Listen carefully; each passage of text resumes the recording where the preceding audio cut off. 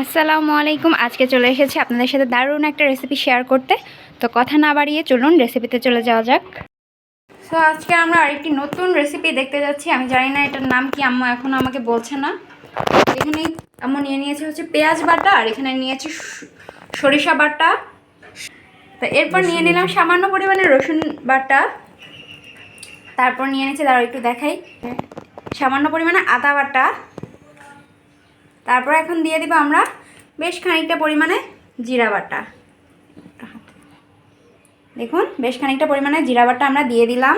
এই যে এখন দেওয়া হবে হচ্ছে মরিচ বাটা। এটা আমরা আমাদের ঝালের পরিমাণ অনুযায়ী দিয়ে দিলাম, আপনারা আপনাদের স্বাদ মতো কমিয়ে বাড়িয়ে নেবেন।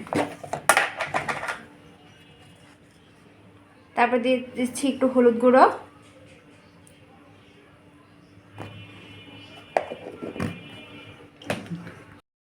তারপর দিয়ে দিচ্ছি স্বাদ মতো লবণ।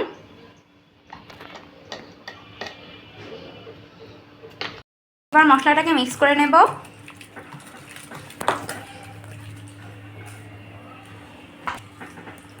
এবার মাছগুলোকে মশলাটা দিয়ে মাখিয়ে নেব।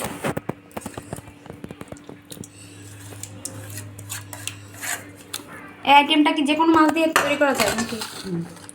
আচ্ছা,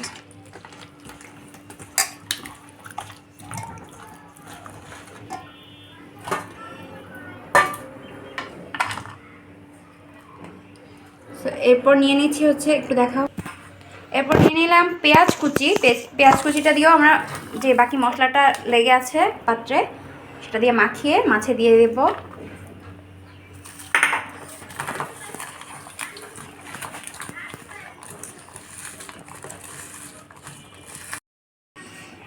তো এবার দিয়ে দিচ্ছি পেঁয়াজ কুচিটা। তারপর দিয়ে দিচ্ছি একটু লেবুর রস।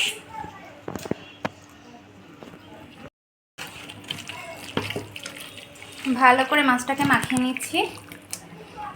তারপর দিয়ে দিব তেল।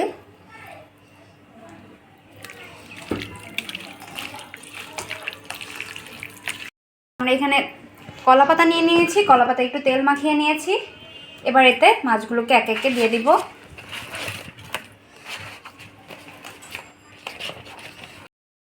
আমরা একে একে মাছগুলোকে দিয়ে দিচ্ছি। এই তো মাছগুলো দেওয়া হয়ে গেছে। উপর দিয়ে আমরা গ্রেভিটা দিয়ে দিয়েছি, মানে মশলাটা দিয়ে দেব উপর দিয়ে।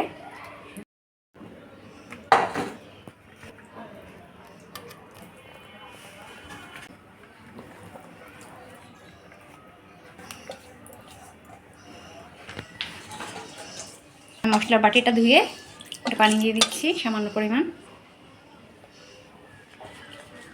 তো এবার আমরা প্যানটা চুলায় বসিয়ে দিলাম। তো চুলায় বসিয়ে দিয়ে কীরকম আছে আমার রান্না করতে হবে? প্রথমে বেশি আছে, তারপরে ডিম আছে। আচ্ছা, তো প্রথমে আমরা একটু বেশি আছে রান্না করব, তারপরে আঁচটাকে কমিয়ে দেব।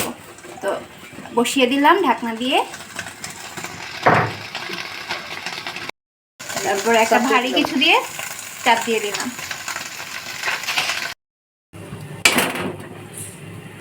আমরা প্রায় 20 থেকে 25 মিনিটের মতো রান্না করেছি। এটা ঢাকনা দিয়ে খুললাম। এই যে দেখুন প্রায় এক পাশ হয়ে এসেছে। এবার আমরা উল্টে দিব আবার। দেখুন কি সুন্দর রং এসেছে। একটু উল্টে দিচ্ছি, একটা ধরে নামিয়ে নিলাম। হ্যাঁ বাবা। তো এবার এটার উপরে আবার নতুন পাতা দিয়ে দিচ্ছি কিছু।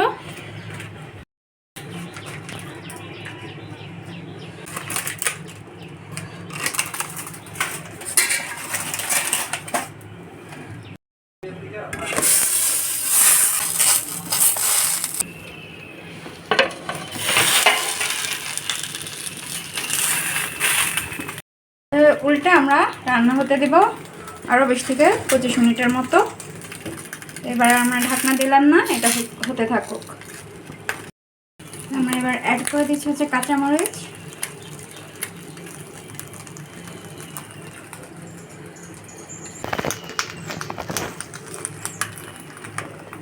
আরও কিছুক্ষণ, মানে প্রায় 20 থেকে 25 মিনিটের মতো রান্না হোক মাছটা।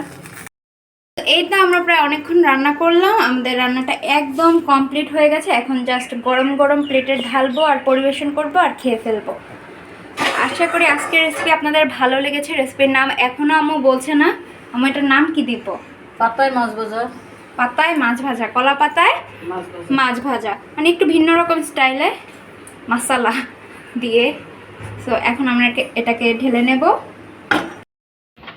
তো এই তো দেখেই নিলেন কি সুন্দর মজার একটা রান্না আপনাদের সাথে আজকে শেয়ার করলাম।